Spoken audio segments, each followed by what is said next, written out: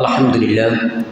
হাজী হেদায়েতুল্লাহ বাইতুল মামুর জামে মসজিদের সম্মানিত মুসলিয়ান ইকরাম, পর্দানিশীন সম্মানিত মা ও বোনেরা, মহান রবের দরবার অসংখ্য অগণিত শুকরিয়া আদায় করি যে আল্লাহ রব্বুল আলামিন দয়া করে, মায়া করে, মোহাব্বত করে, ভালোবেসে 10 মায়ের 10 সন্তানকে একত্রিত হয়ে জুড়ে মিলে বসার মতো যে আল্লাহ সুযোগ করে দিলেন, আল্লাহ পাকের দরবারে প্রাণ খুলে অন্তরস্থল থেকে কালিমাতুশ শুকর আদায় করি।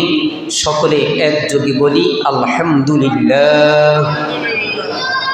আল্লাহ পাকের দরবারে আরো শুকর গুজার করি যে আল্লাহ রব্বুল আলামিন আমাদেরকে এমন একটি মাসে আল্লাহ তাআলা উপনীত করে দিলেন, সুস্থ রেখেছেন। আজকে জুমার নামাজ আদায় করার জন্য আল্লাহ রব্বুল আলামিন তার কুদরতি হাতে ধরে ধরে আমাদেরকে তার ঘরে বসায় দিলেন। এই মাসটির নাম কি? রবিউল আউয়াল মাস। কি মাস? রবিউল আউয়াল। আজকে রবিউল আউয়ালে তৃতীয় জুমা। কি জুমা? তৃতীয় জুমা। আমরা রবিউল আউয়াল মাসের প্রথম জুমায় আলোচনা করেছিলাম আল্লাহ রাসূলের তার মর্যাদা সম্পর্কে, আলোচনা করেছিলাম, ফজিলত সম্পর্কে আলোচনা করেছিলাম। আজকে আলোচনা করব আল্লাহ রাসূল তিনি আমাদের ছেড়ে চলে গেলেন, সে সম্পর্কে কিছু কথা বলবো ইনশাআল্লাহ। আমাকে বলার, আপনাদের সকলকে আমলের সাথে শ্রবণ করার মতো যেন তৌফিক দান করেন। চিল্লায়ে বলুন আমিন। ভাইরা, মানুষ যখন দুনিয়াতে আসে তার মৃত্যুও অবধারিত, ঠিক কিনা? মানুষ যখন দুনিয়াতে এসেছে তার মৃত্যু তার পাশাপাশি আল্লাহ তাআলা দিয়ে দিয়েছেন।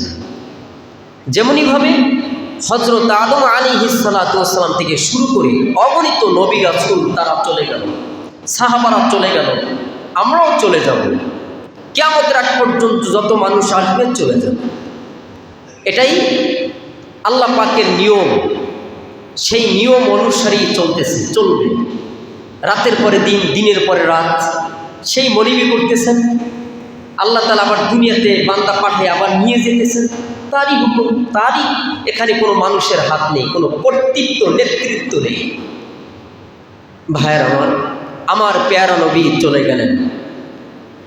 সেই নবী আমাদের যারা আল্লাহ পাকের বান্দা এবং খাস নবীর উম্মত, প্রেমিক, তাদের মন সব সময় কাঁদে। শুধু রবিউল আউয়াল আসলে সে কাঁদে তা নয়, সব সময় কাঁদে রাসূলের শান মান নিয়ে। যখন কোনো বান্দা বান্দির সামনে, রাসূলের প্রেমিকদের সামনে যখন উপস্থাপন করা হয়, তখন তাদের হৃদয়টা মোমের মতো বলে যায়।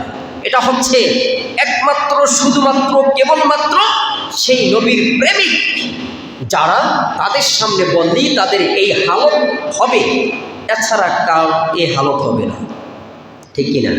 রাসূল প্রেমিক হতে চাই।